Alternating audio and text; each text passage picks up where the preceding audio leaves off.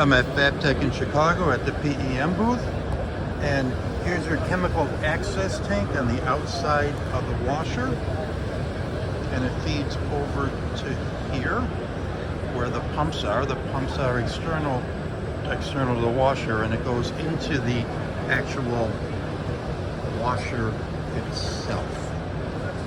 And if you look at the parts of the washer,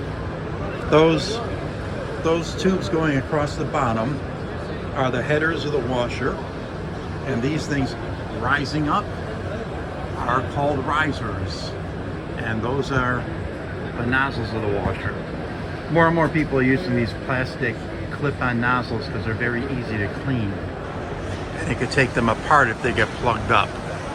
And here's the canopy on the outside of the washer, and the tank itself actually has access to it down there. There's a platform there if you want to walk through the washer. Most washers will have a platform running down the center, and you have a space at the top, so you can put an overhead conveyor in there.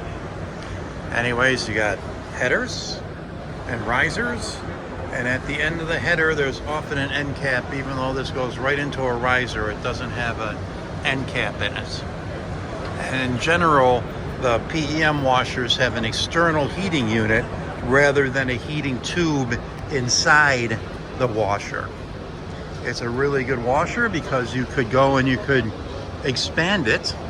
It's modular, and you can line them up for different stages of your chemical process. They're great for cleaning, and they're great for phosphatizing. You could do a 3-stage, 5-stage, whatever you want.